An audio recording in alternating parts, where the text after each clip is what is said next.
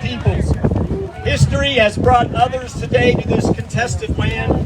May we honor it with an equal devotion. Buenos dias, good morning. I'm Jim McIntosh, the proud and fortunate member of Silver City Indivisible, who holds the microphone right now. This mic offers me the chance to thank the hardworking, committed protest rally working group who in 100 ways made this gathering possible. If all my Silver City peeps can give y'all a wave.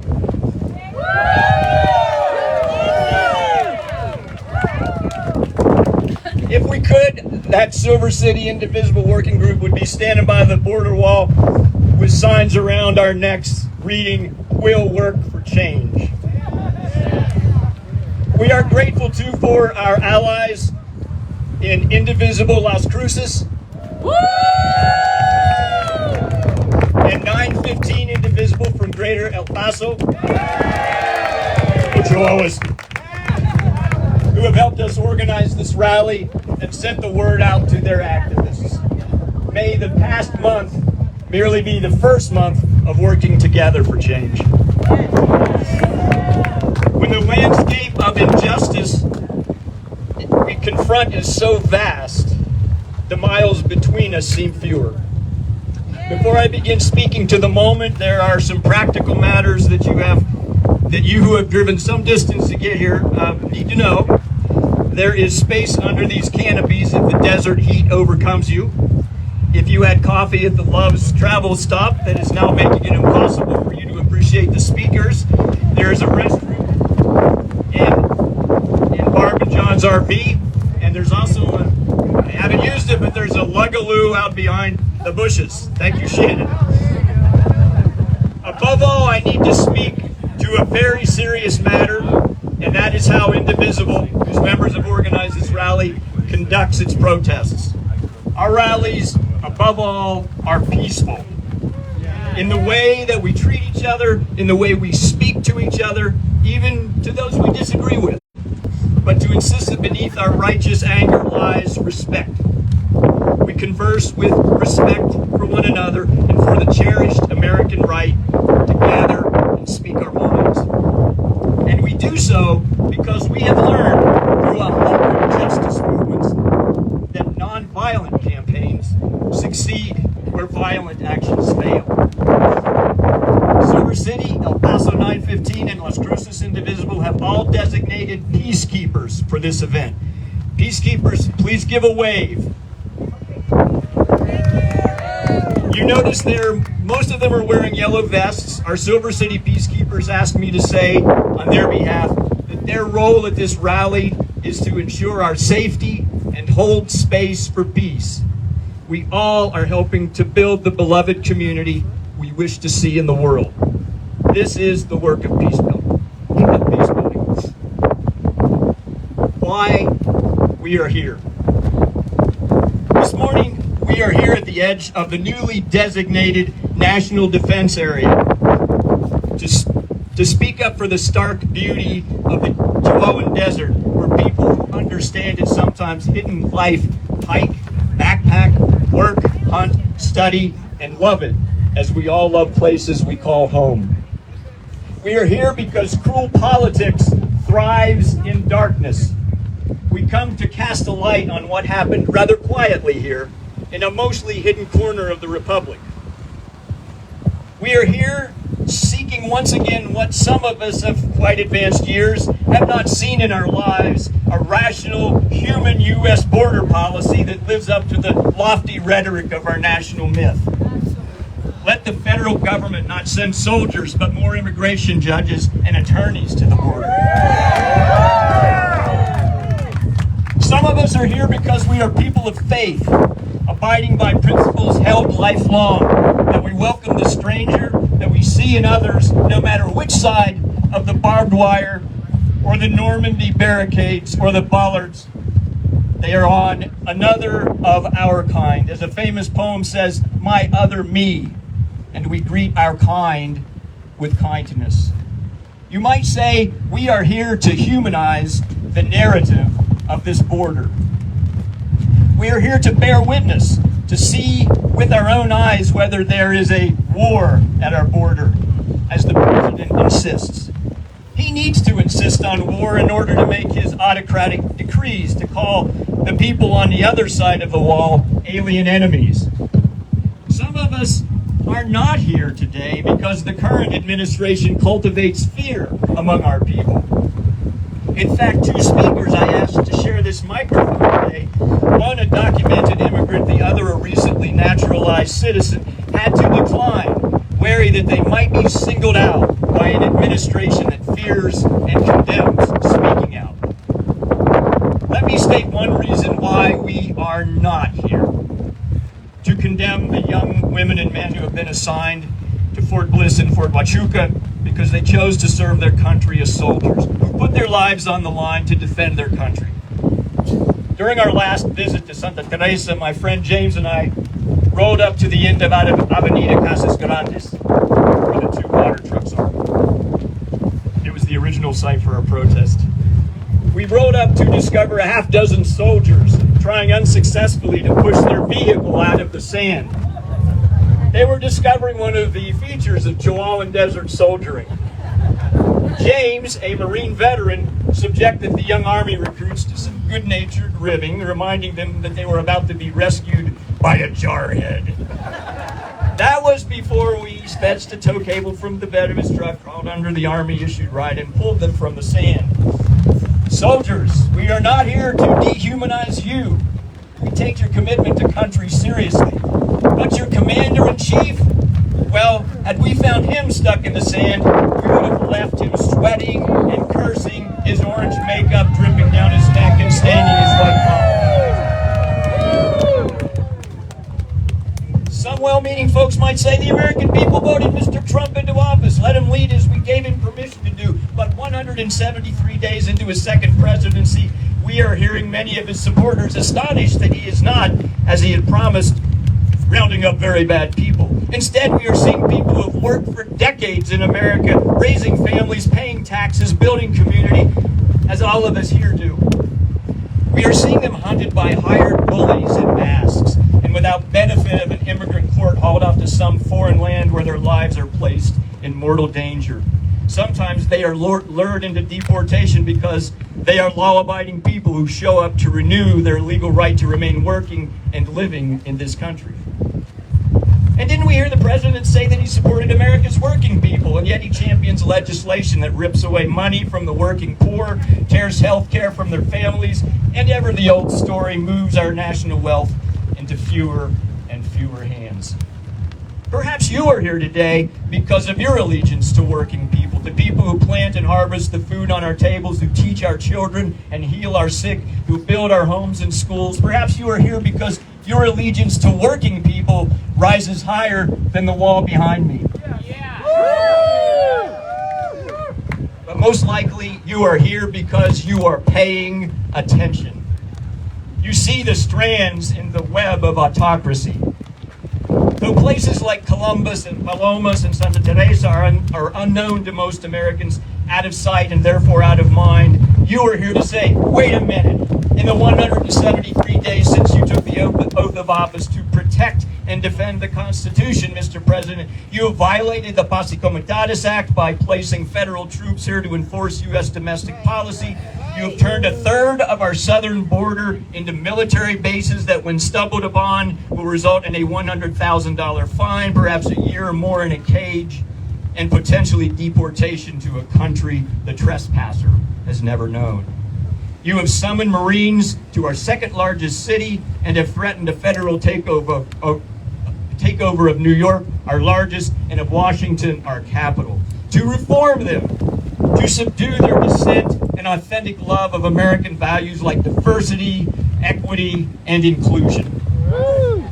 And just last week, you gave the blessing to a concentration camp in the middle of a wetland vulnerable to flooding and hurricanes, where thousands of people are being put in cages and your political cronies are selling alligator Alcatraz t-shirts and beer koozies to boast about it.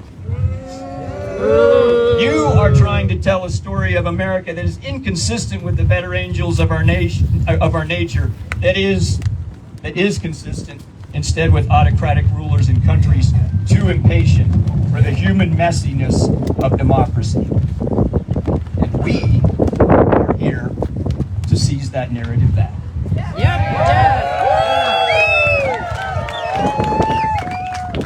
I guess we're making speeches today from the back of a pickup. I will help anybody up here. It's sort of United Farm Workers style rally here. It's my honor to introduce our first speaker, Abby Carpenter, a retired higher education administrator and author with a lifelong commitment to social justice and environmental sustainability. Today, she co-leads the battalion search and rescue and all-volunteer humanitarian team dedicated to finding the lost but not forgotten in the deserts of the Southwest. Abby.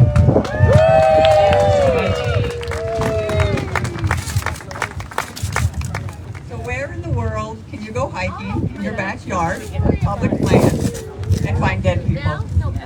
Where in the world? It's right here. The U.S.-Mexico border.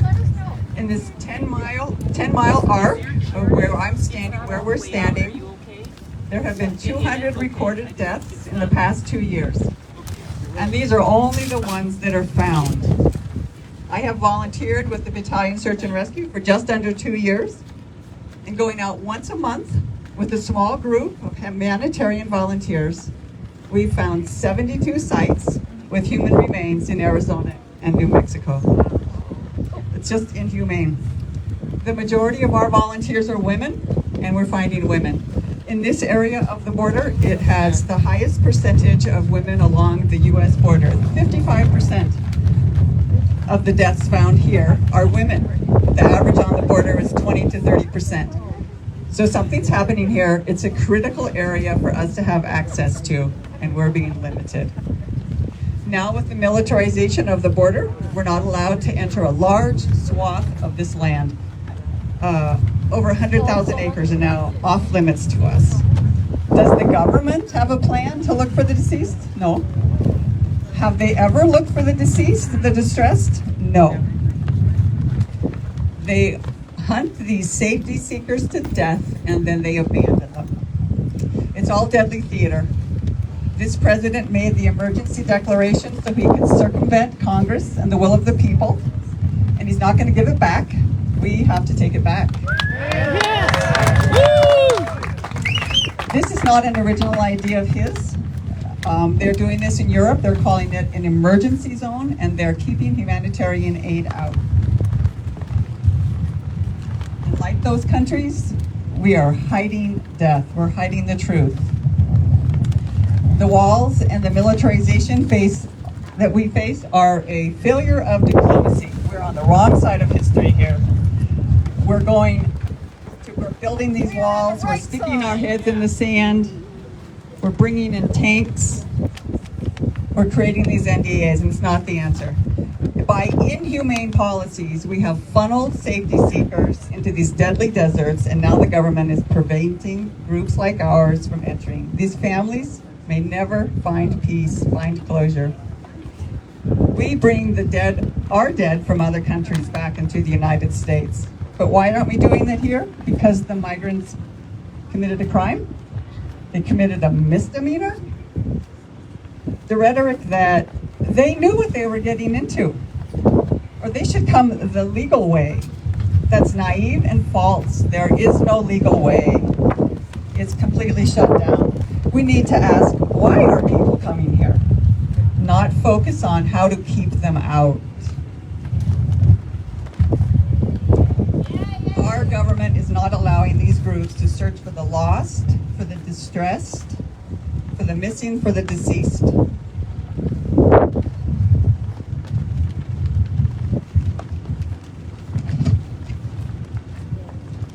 This wall here, part of it is built in Silver City, New Mexico. It's being staged down the road for further construction, and it creates millions of dollars for people. It was designed to be at a height where people lose their equilibrium and fall. It's designed by cruelty, 30 feet. They figured this out. They know they are causing deaths by these policies, and they are strategically hiding it now. We used to drive the wall and hand out water. We got water jugs donated to us. We filled them full of water. We handed them through the bollards of the wall into people in Mexico. They opened those bottles and they immediately drank from them. They were thirsty. They might have been staging for a long time. These folks are some of the most vulnerable among us. They're seeking safety, but they're being trafficked. They have a price on their heads, and they're fleeced every step of the way. And then they face razor wire, tanks, and some made-up military base that's only going to punish them further. When we're out here searching, we don't find drugs and weapons in the desert. We find Bibles and prayer cards, love notes, and little teddy bears. The battalion has faced systematic hostility and resentment from authorities. We still have 5 sites out here that have not been collected. I called the sheriff and point blank was told, I'm not gonna go pick those up. Can you imagine? What do I say to that? Can you imagine? A deputy told me I'm not gonna go pick them up. 8 months later, those remains are still out here. We're sort of at our wits' end with this. We could use some help. The New Mexico Office of the Medical Investigator has not assisted us with the situation. We see that migrants are continually treated differently as less than human. It's unacceptable to us. There's ways that you can help put pressure on government offices, on politicians. We ask that you accompany us at an upcoming protest at the sheriff's office. We want to make sure that death does not have the last word.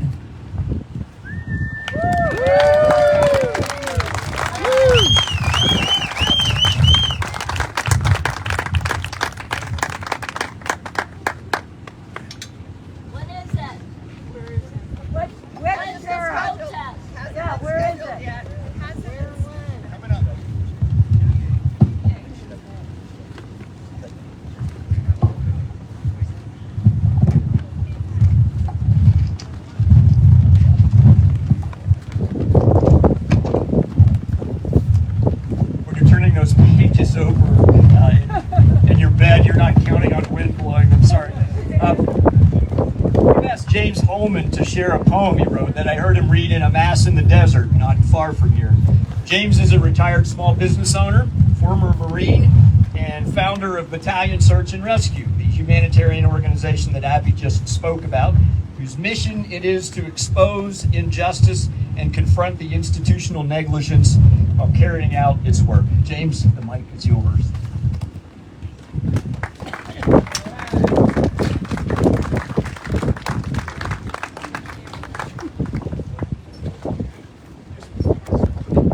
Okay, hi there. Wow, really beautiful. Thank you so much for coming. And a big thank you to Jim. Give it up. What a champ.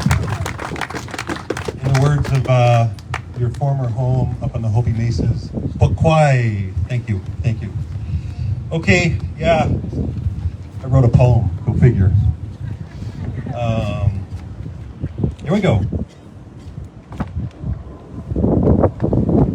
This is kind of therapy, just so you know. Writing about this, and it's difficult work. This poem is called 100 Women, and it's true. It's a true story. 100 women.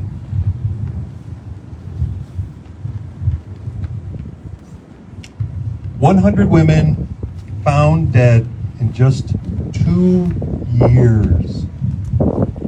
Part of a slow motion genocide. Yet another trail of tears. Girls as young as 16 found lying side by side in a small area just west of El Paso is where they suffered and died. Most all were seeking safety. Their average age is 29. But there will be no investigation, no media, or even a simple shrine. You see, with names like Guadalupe, Araceli, and Marisol, the interest quickly stops.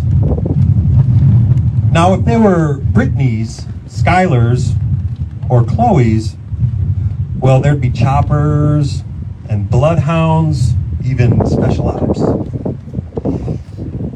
Stats show that 70% of these women experience rape and assault in a manner that is vicious. But the local sheriff says, oh no, these bones are prehistoric, and none of the deaths are suspicious. Hell, one of the deputies went to prison last summer for assaulting a woman that was restrained in the back seat of his car. So if we're looking for a serial killer, they might wear a badge, and we needn't look very far. When we told Senator Heinrich, he said, oh my. And Congressman Vasquez said, they're shorthanded. Forensic teams leave bones, IDs, and phones behind. Their searches are never expanded. Meanwhile, 100 mothers cry, waiting for answers about their babies. I hope the sheriff and the OMI sleep well while they approach their eternity in Hades. 100 women, and these are just the ones that are found. Just a handful of volunteers, called the battalion, are the only boots on the ground. 100 women in 10 by 20 miles, about 125,000 plus acres. And now the military is cutting off access following orders from racist policymakers. Since these women aren't rich or white, the authorities don't test for assault or rape. They just check the box for exposure and avoid all the unnecessary red tape. If 100 white women died anywhere in the world, there would be earth-shattering shockwaves. But when they are brown, indigenous, and undocumented, we turn our backs and look the other way from this land of open graves. That's it.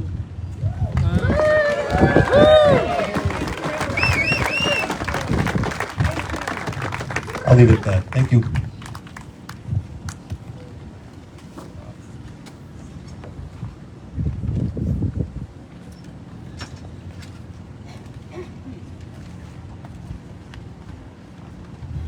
Thank you, James. At this time, I would like to call a champion of small D democratic activism to the microphone, a founding member of Indivisible 915, a member of Azul El Paso Blue Action, and a candidate for a local precinct chair. Deanne Croucher, will you speak to us now about your experiences witnessing at the courthouse?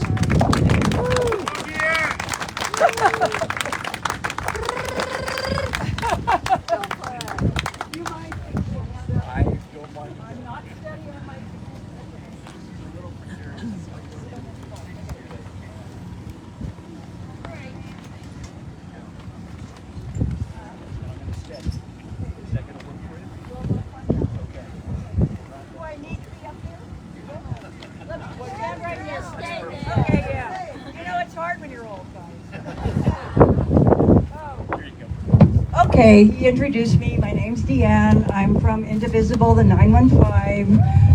I don't have a written or memorized speech. There are so many stories. It's hard to even know where to begin. I feel like I've been doing this all my life, starting in Vietnam, in the Civil Rights Movement, the Women's March. Here we are. I mean, it seems endless, but it's not impossible. I am not going to give up, and I know none of you are going to give up. None of you. We all are here because we believe that what we're doing matters. We are going to witness, we are going to comfort, we are going to stand up, because we're going to be talking about this time in our history, and people are going to look back and say, how did this happen? Well, it happened in increments, little pieces. They keep taking away little pieces of our dignity, pieces of our civil rights, and it's just getting worse. And you think it can't get worse? Every day it gets worse. One of the things I'm doing is I'm volunteering with a group called, this is a mouthful, Border Immigration Law and Justice Center. We go to immigration court, and the migrants show up obeying the law, hoping for due process. No matter what that immigration court judge says, they walk out the door. The ICE members are standing in the hallway waiting to arrest them, and it's heartbreaking. I can only do it 1 or 2 days, 3 days a week because you have PTSD. I'm not even the one really suffering. I'm watching their suffering, but you absorb it, and it's hard. But it's important because I don't think they should disappear into the abyss where nobody witnessed this. Nobody said, I saw this happen. We're not going to let you be forgotten. I could tell you horror stories, but I'm not going to tell you the things I've seen. But I know it's a long way for a lot of you, but if anybody wants to come 1 day a week, I think it's important to witness. I think it's important when they walk out of the courtroom to hug them and say, we're not all like this. We are Americans who really care. Most of us are good people. Most of us care. Yeah. Thank you.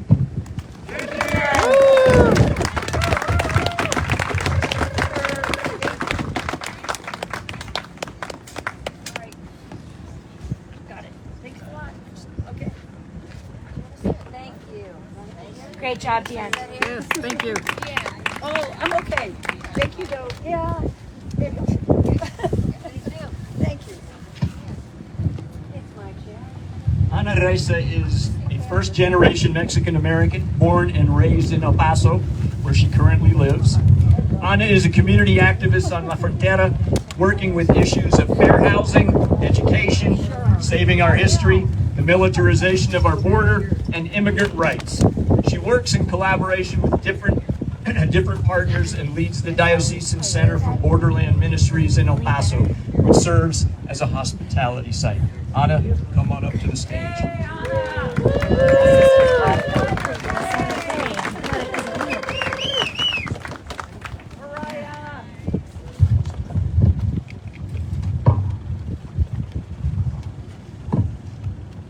All right, good morning. I'm so happy to be here with you.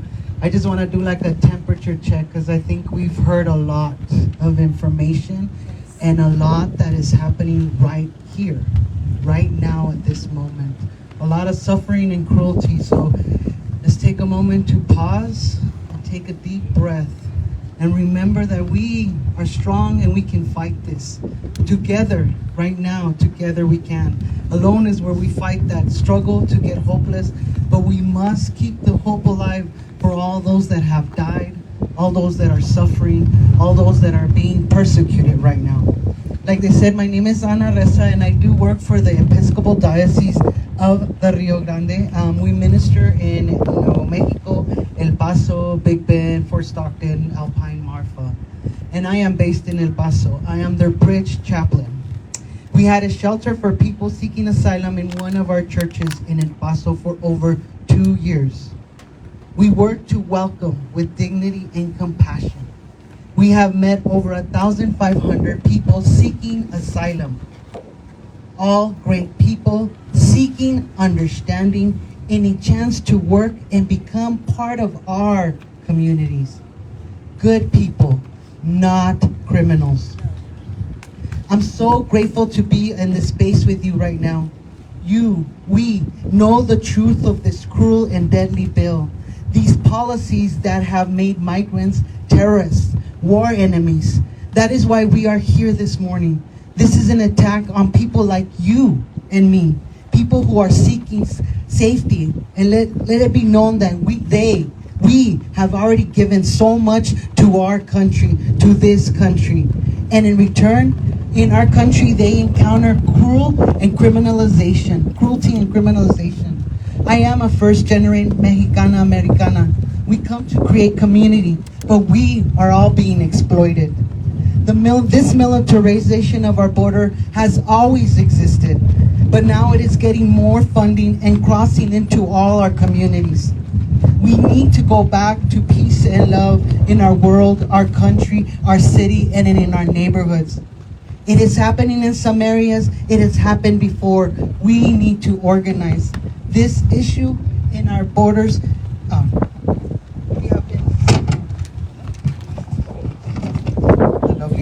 we have always been attacked and chased in this area. What we are experiencing now is a heightened policy against us. We are not safe.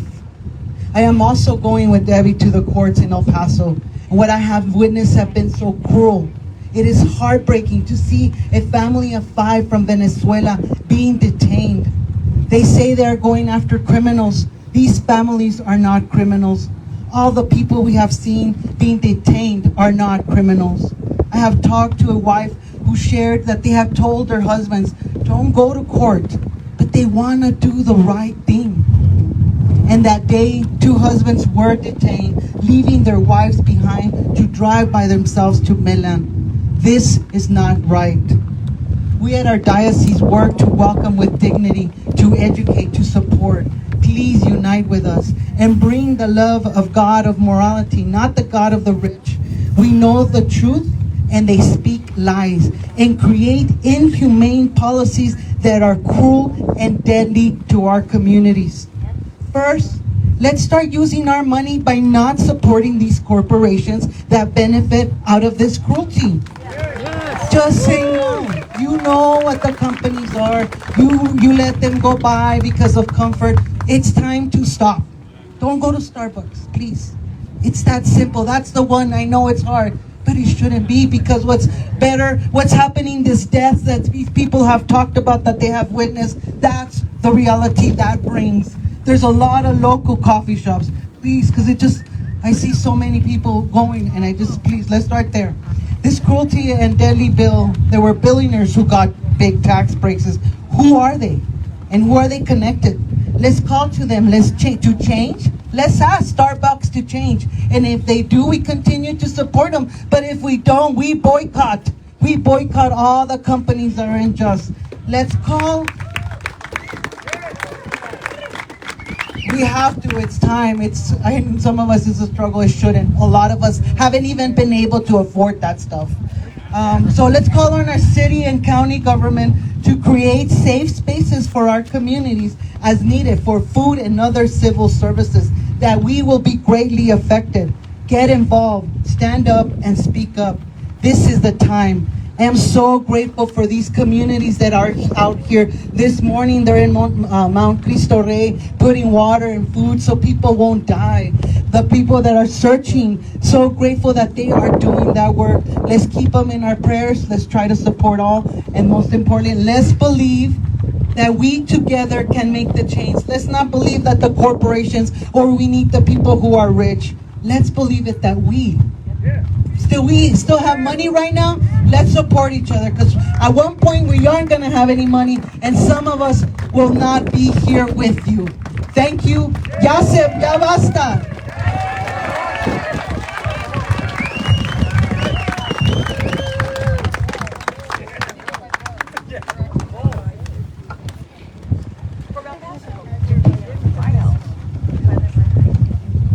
And my good friend Deb just reminded me to remind you that we have water available. It's hot out here. We're making good time. But if you need to get a drink, there's water on this side. On that side, we brought a bunch of ice with us. So make sure you're taking good care of yourselves out here, folks. We're grateful we could be joined by activists from Las Cruces Indivisible as well. We relish our New Mexican solidarity and hope we can work together in the future. I have the pleasure of introducing Kevin Bixby, founder and director of Southwest Environmental Center, a New Mexico resident for nearly 4 decades, and a lifelong advocate for the human and other residents of our bioregion. He will speak to us about the border wall. Kevin.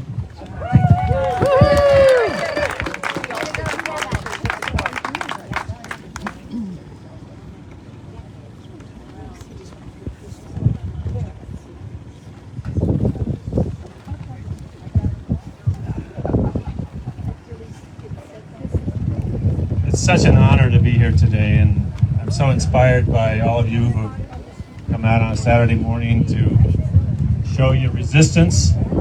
It's so important that we keep doing this and showing up for events like this. And I'm especially impressed with the folks from Silver who came so far. Thank you. So we all know how cruel the Trump immigration policies are.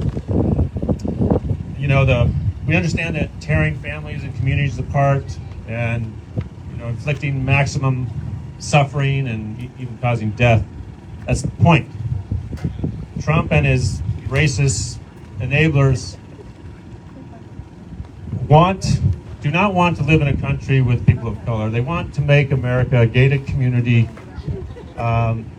without people from quote-unquote shithole countries, and it's reflected in their policies. But what's often not recognized is the harm that these policies do to our non-human neighbors. When I was the director of the Southwest Environmental Center under Trump 1, we fought hard to stop the construction of the border wall. We failed. We tried. And in fact, yeah, thank you. It's not over. In fact, deja vu, we had a rally very similar to this probably in 2018, just about this exact location. Was anyone here for that? Yeah, all right. Persistence. We need to persist. And you know, just a reminder, Trump did this before. He declared a national emergency along the border, and he militarized the border along the Roosevelt corridor, and that enabled him to use Department of Defense monies to build the wall. You know, we fought at the Environmental Center and other environmental groups. We were trying to stop the border wall because we knew the harm it would do to wildlife. You know, animals need to be able to move across the landscape too and make a living, and in order to survive and find things like water and food and mates and habitat, just like humans. So if you look around you, you know, it looks pretty barren, I'll grant you that, but it's surprising how many animals make this their home. During construction under Trump 1, we set up wildlife cameras from here to the other side of the county, and they were out there during construction. We wanted to document the animals that were out here, and we captured images of mountain lions, bobcats, coyotes, foxes, badgers, javelina, deer. So they were all out here. But those animals cannot pass through the border wall. The 3-inch gap or 4-inch gap between the bollards, they just can't get through that. So they are harmed, and I'm sure some of them died as a result. You know, we humans tend to think of ourselves as the pinnacle of creation and superior to other animals. And that's called speciesism. And it's pretty rampant in our society, if not our world. But I submit to you that speciesism is the other side of the same coin as racism. They both derive from an idea that our group is superior, whether it's white Americans or Homo sapiens. We are superior to others, and therefore we have the right to dominate and exploit and control them for our own interest. But of course, we all know that this is a conceit, it's hubris. Our survival depends on our understanding of our connection to other species and our connection to the planet. And we will not survive unless we embrace an attitude of an ethic of coexistence towards other people, towards other animals, and towards the planet itself. Animals have rights too. Awesome. Yes. And the understanding that these issues are all connected. Immigration, the border, the environment, they're all connected. And under Trump 1, that's why our organization and other environmental groups worked in coalition with immigration advocacy groups like NM Cafe and civil rights groups like the ACLU. That was a wonderful thing. This border wall behind us, which is pretty atypical. The more typical version of it starts a little ways down there with 30-foot, 30-foot high and with the bollards. It's a monument to many things. It's a monument to racism. It's a monument to colonialism. It's a monument to speciesism, environmental destruction. And I have to say, it's one of the great, I'm retired now, but it's one of the great disappointments of my career that we were unable to stop its construction. But we're not done, right? We're not done. And I will not rest personally until this monument comes down, just like the other monuments to injustice, like the Confederate monuments. And that's why I'll continue to show up at events like this, anywhere people are protesting and resisting. So thank you. Thank you. And one last thing, there's a newspaper clipping hanging in my office at home. It's a paid ad that we placed probably in 2002 in the run-up to the invasion of Iraq, which we all knew was wrong. And the headline of the ad is "Not in Our Name." And I'm proud to say that dozens of people from Las Cruces and other areas signed it. It was in the Las Cruces paper. And one of the beautiful things that it says, we believe that people of conscience must take responsibility for what their own governments do. We must first oppose the injustice that is done in our own name. I think those 4 words, "not in our name," are such a beautiful and powerful expression of resistance. I feel like I've been saying it all my life because I have been. I'm sure most of you have too. But I think, why don't we say them together? Okay? On 3. 1, 2, 3. Not in our name. Again. Not in our name. One more time. Not in our name. Thank you.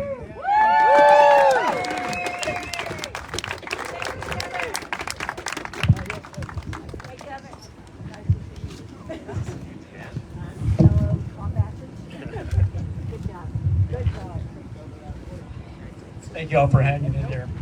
It's always hard when you get to the end of the program. You sort of feel for the person who gets to speak last. But after hearing Cindy Renee Provencio read her poetry at Silver City's No Kings rally last month, I knew I wanted this crowd to hear from her as well. So I asked her to reprise her reading. Cindy Renee is a community organizer and activist whose voice we hear around Grant County as the co-host of the Equity Hour, where the personal is political at KURU 89.1. I say she's last. We have a couple more things to talk to you about, but please welcome Cindy Renee to you.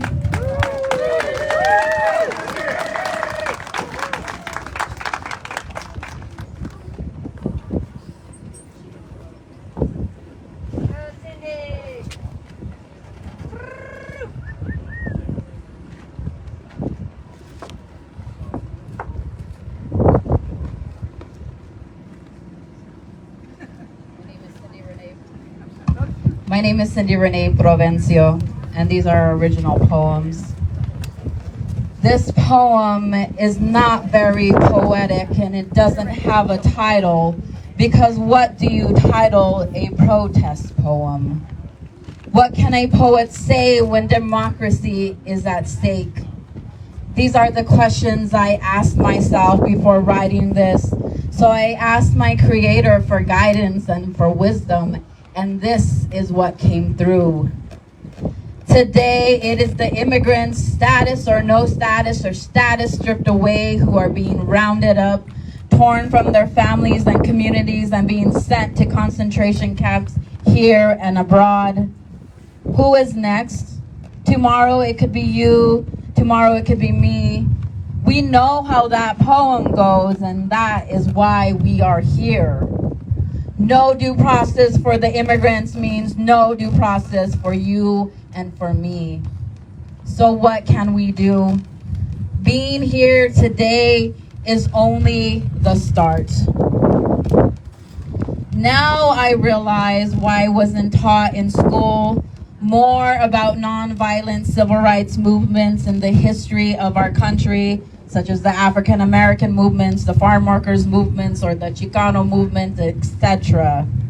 I didn't learn that history in school because that would have been too empowering for a moment such as this in our history. where we are holding on to democracy by its threads. Those who lived through those moments and participated sit with us, teach us, show us the path forward. And those who do not yet know the path forward, be willing to learn from our elders who do.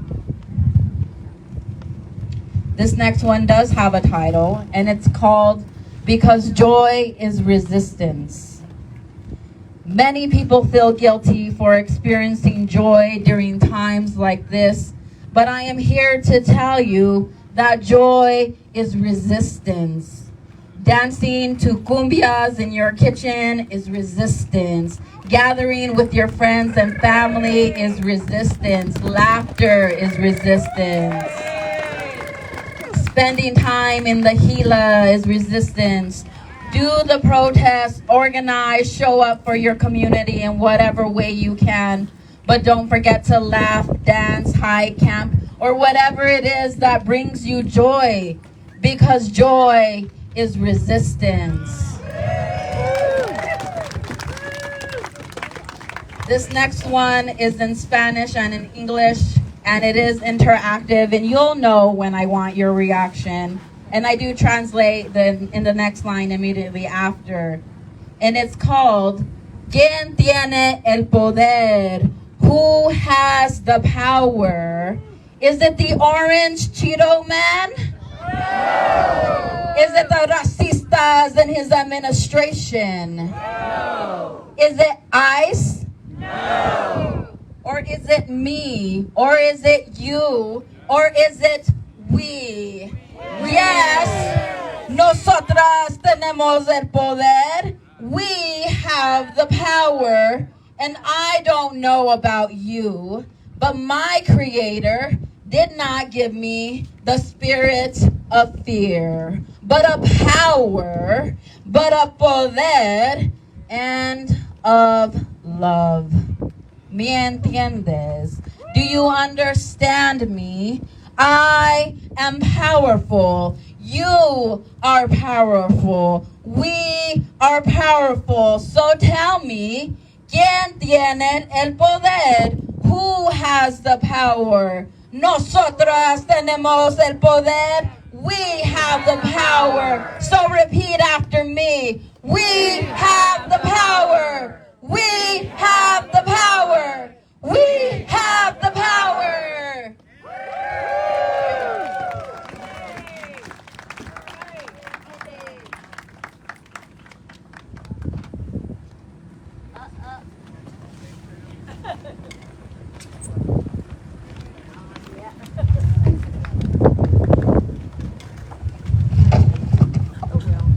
Wild and cantankerous writer Edward Abbey once said, "Sentiment without action is the ruin of the soul."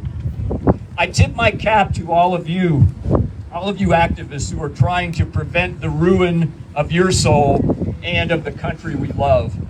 In a moment, I would like to invite to the stage one last member of Silver City Indivisible. After she speaks, we will hear a benediction, a last song, and in a silence may or may not return to the desert. I hope it is filled for a time with your voices, perhaps speaking loudly and in unison, perhaps exchanging phone numbers and plans for the next round of good trouble, maybe at Cristo Rey or maybe at one of the state's detention centers. A special heartfelt thanks to the media who showed up today.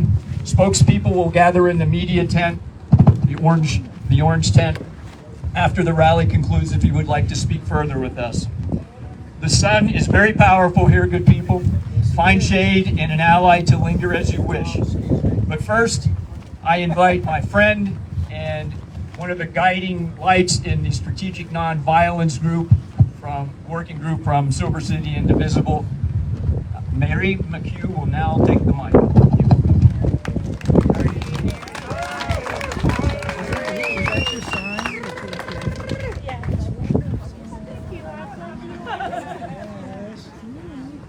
This is the talking stick today. And I'm really honored that I get to hold it for a few moments. And as Jim McIntosh said, I'm with the Silver City Indivisible Strategic Nonviolent Action Group, when we came together in November, like many of you did, to focus on what is the strategy for our work ahead of us. I just need a moment. I think I just flipped my screen. Oh, how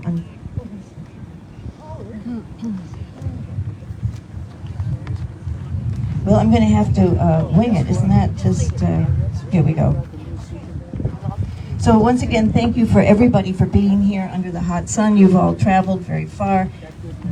All the speakers today have expressed a sentiment that I hold dear in my heart, and I'm sure it holds dear in all of our hearts together. So I don't really have too much in the way of new or different information. What I offer is encouragement.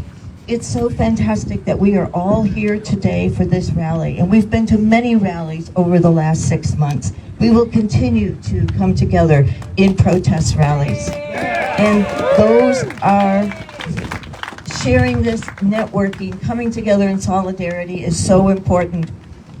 And when we organize these rallies, people say, that was great. What do we do now? Okay, you go home with your signs and you have dinner and so forth. What do we do next? Well, there are some strategies that have been laid out by some very reliable resources. And what our group has been doing is watch parties with Pamia Jayapal, the Resistance Labs. There's also Indivisible has webinars to do, and so that we can prepare for mass action that's coming down the pike here. Oh, hell yeah. Okay, what do y'all think about moving forward into the next step? How are we going to get there? Together, and with strategy. We have to be grounded in strategic, non-violent strategy. And so those resources have been very valuable to our group. Some of us have been in the front lines before. Some of this is new to many of us. And as we organize in our own communities, remember to be grounded in the nonviolent action principles. Grow your resistance in community. Join grassroots organizations, educating ourselves and with these reliable resources, and stand together in solidarity with shared leadership. Teach one another about our own leadership skills, because we're going to need them going forward. Find one thing you can do and be radical in your understanding of it, of the issue. Stay grounded, do what you can, and encourage others. The speakers today have all demonstrated what they've been doing, what they're going to continue to do. And I wish I could talk to each and every one of you to learn and hear what it is that each and one of you do and are doing with great strength and with great heart. So, we hang together with like-minded activists, and we'll get there going forward. Protests work in a democracy, but not always in an authoritarian regime. So there are next steps to take with non-cooperation moving forward. So we need to return to our democracy and the rule of law. All right, let's do it safely though, folks. So celebrate your resistance, and I just want to close with a quote that I'm sure many of you are familiar with. Do not be daunted by the enormity of the world's grief. Do justly now. Love mercy now. Walk humbly now. You are not obligated to complete the work, but neither are you free to abandon it. Thank you.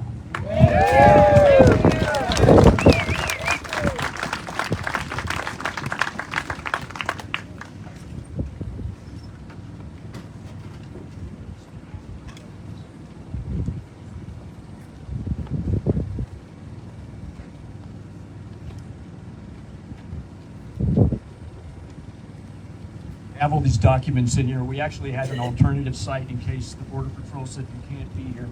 I'm glad we didn't have to make that little road trip, and I had ACLU's list your rights during a protest. I'm going to now invite to the stage and hand the microphone over to Reverend Brian Seavey, who's the minister for El Paso Metropolitan Community Church, to offer the final good word, the benediction. Thank you.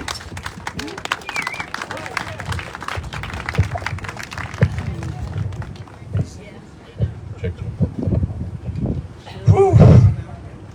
My name is Brian. I'm a chaplain. I'm a pastor, but I am a human. Yes. And I was born in St. Louis, and I lived here for 6.5 years. But I am not a citizen of the United States. I am a sibling with the planet. And I'm so grateful to hear about speciesism, because before there was ever scriptures, before there were ever prophets or demigods or the fully human and divine Jesus of Nazareth, God's initial revelation is creation. Creation is God's truth and revelation. And nothing else God has revealed can ever go against that. God is love, and nothing that can be of God can be anything but love. And we humans are nothing more and nothing less than one part of creation.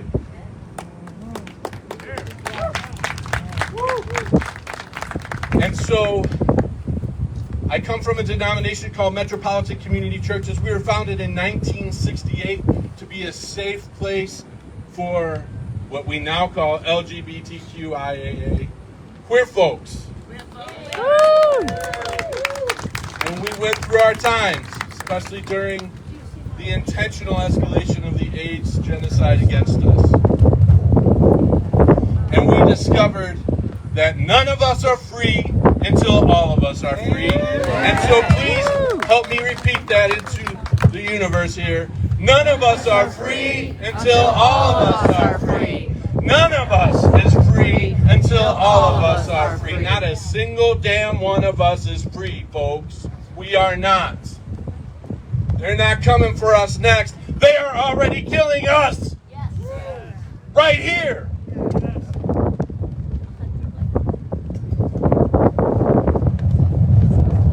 So as I think about the different chants of my life, I remember in Chicago when Mayor Daley wouldn't give us a permit to protest on Michigan Avenue, so he sent police to pretend they were protesters to break windows so they could attack us. But later he let Oprah have her anniversary shut down Michigan Avenue for 3 days. I remember doing union protests in Chicago, the home of May Day. I moved back home to St. Louis, and they murdered Mike Brown, and we had a whole learning as a cisgender white male in this country how to stand and really fight for Black Lives Mattering in this country, because none of us are free until all of us are free. And then by the grace of the universe, I was called down here to the border during the Tornillo children in cages border enforcement that began under Clinton and has gone through every single disgusting criminal terrorist president and administration in this country, and began long before even him.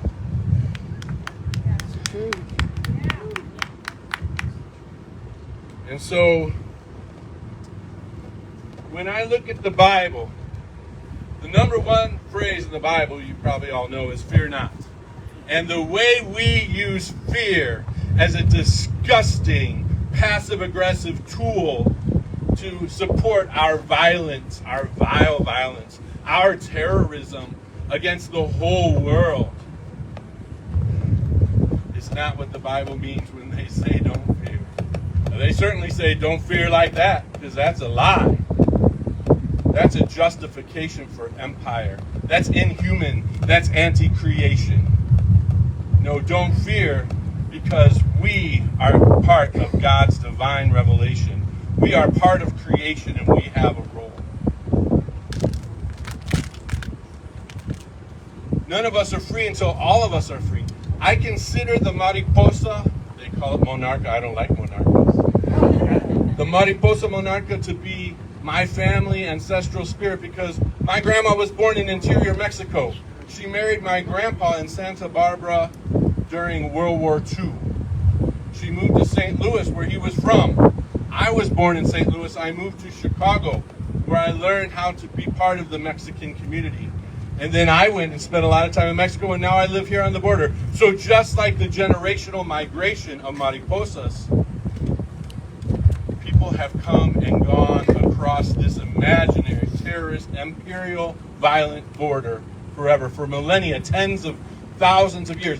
And in El Paso here, I've learned. I've lived in Chicago, I know LA, and all these other places that are Chicano, Latino, all these things. That's true, that's beautiful, because this is all stolen land. But here in El Paso, I learned something driving Uber as a second job. That most people here are from as far south maybe as Torreon, but mostly from Chihuahua, all the way up to Santa Fe. For millennia, people have moved through this desert. This is their land. This is their ancestral land. No one else has a right to stop them here. And certainly those of us who were born in this country from other groups that invaded and genocided and chattel slavery, we have no right to ever tell them anything about this, their ancestral land. And so I say, the spirit of none of us are free until all. This is about militarization in particular. God knows there's a million topics we could talk about. But from Palestine to our imperial border with Mexico, these racist walls have got to go. From Palestine to Mexico, these borders have got to go. From Palestine to Mexico, racist cops have got to go. From Palestine to Mexico, ICE and CBP must go forever. From Palestine to Mexico, all militarization, especially of this border, is terrorist and evil and must be fought with our lives if necessary, because this is not the way the world should work, and we can stop it. Yes, we have the power. And our speciesism, that we build a wall in the middle of this incredible diverse desert that belongs to millennia of ancestors. Disgusting. So how do I pray? You know what the second most common phrase I have found in the Hebrew scriptures especially, but also in the Christian scriptures, is probably best stated in Exodus 23:9, where they say, we know this, we've heard it a million times, and a stranger you shall not oppress, for you know the heart of a stranger, for you were strangers in Egypt. No human is illegal on stolen land. Amen. And I saw somewhere else, somos migrantes, right? So I guess I will leave with a benediction that comes from Asata Shakur. I learned it in years in the streets with beautiful black young people of this country in Ferguson and St. Louis and Chicago. And Asata has gifted it to us. And we don't give ourselves permission to say this, but we must. You can repeat after me each line. It is our duty to fight for our freedom. It is our duty to fight for our freedom. It is our duty to win. It is our duty to win. We must love and support each other. We must love and support each other. We have nothing to lose but our chains. We have nothing to lose but our chains. I don't have a great voice, but the nuns told me singing is twice praying. And as we talk about the speciesism we have, I never understood till I moved here why De Colores was considered a resistance song. But now I do, so please drown me out with your voices. De colores se visten los campos en la primavera. De colores son los pajaritos que vienen de afuera. De ¿Qué colores es el arco iris que vemos lucir? Y por esto los grandes amores de muchos colores me gustan a mí. Y por eso los grandes amores de muchos colores me gustan a mí. And indulge me, I'm over time, but I love this last verse. Canta el gallo con el kiri, kiri, kiri, kiri, kiri. Joy is resistance. La gallina con el cara, cara, cara, cara, cara, cara, cara. Los polluelos con el pío, pío, pío, pío, pío. Y por eso los grandes amores de muchos colores me gustan a mí. Y por eso los grandes amores de muchos colores me gustan a mí. Amen. None of us are free until all of us are free.